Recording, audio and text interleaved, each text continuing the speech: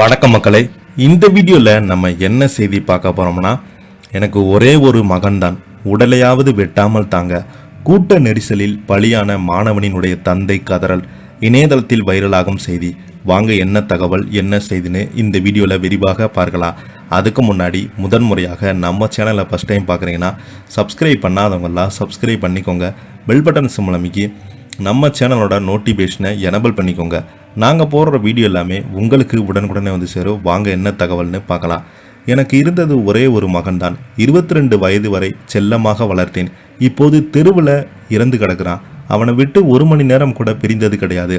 நடந்தது நடந்ததாகவே இருக்கட்டும். என் மகனின் உடலை வெட்டாமல் உடற்கறிவு செய்யாமல் என்னிடம் தாங்க என்று ஆர்சிபி வெற்றி கொண்டாட்டத்தில் மகனை இழந்த தந்தை கதறி எழுந்தது அனைவருக்குமே கண்கலங்க வைத்தது. IPL 18வது சீசனில் ஃபைனலில் பஞ்சாப் அணியை வீழ்த்தி ஆர்சிபி அணி சாம்பியன் பட்டம் வென்று கோப்பையை கைப்பற்றியது. இதுதான் ஆர்சிபியினுடைய முதல் IPL கோப்பையாகும். கடந்த 17 ஆண்டுகளாக கோப்பையை வெல்லாத ஆர்சிபி இந்த முறை முதல் முறையாக சந்தித்தது.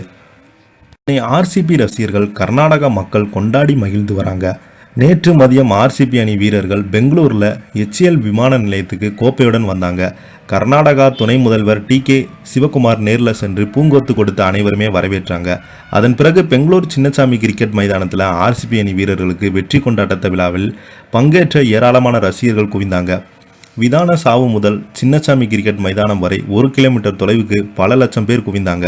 அப்போது திடீரென கூட்ட நெரிசலில் ஏற்பட்டு இதில் திருப்பூர் மாவட்டம் உடுமலைப்பேட்டையைச் சேர்ந்த காமாட்சி என்ற 28 வயது பெண் உட்பட மொத்தம் 11 பேர் இறந்து போயிருக்கிறாங்க.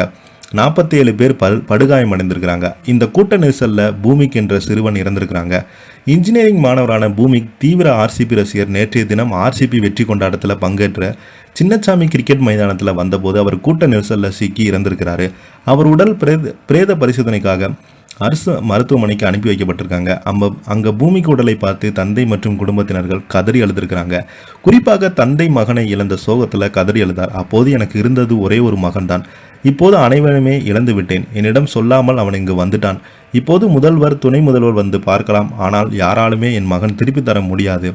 என் மகனின் உடலையாவது என்னிடம் தாருங்கள். அவனை உடற்கோய்வு செய்யாமல் வேண்டாம். அவன் உடலை துண்டு துண்டாக வெட்ட வேண்டாம் என்று நான் ஒருபோதும் அவனை விட்டு பிரிந்ததே கிடையாது. 1 மணி நேரம் கூட பிரிந்தது கிடையாது. ஒரே ஒரு மகன் என்பதால் செல்லமாக வளர்த்தேன்.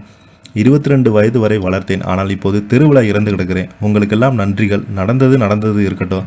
தயவு செய்து என் மகன் உடலையாவது என்னிடம் தாங்க என்று கதறி எழுதியிருக்கிறாரு. இது அனைவருமே கண்கலங்க வைத்தது. இந்த வீடியோ இணையதளத்தில் வெளியாகி மற்றவர்களையும் கலங்கடிக்க செய்துள்ளது. இதை பற்றி நீங்கள் என்ன கீழே உள்ள கமெண்ட் பாக்ஸில் மறக்காமல் பதிவிடுங்க. இந்த வீடியோ உங்களுக்கு பிடிச்சிருந்தா லைக் பண்ணுங்கள், ஷேர் பண்ணுங்கள், கமெண்ட் பண்ணுங்கள். நன்றி, வணக்கம்.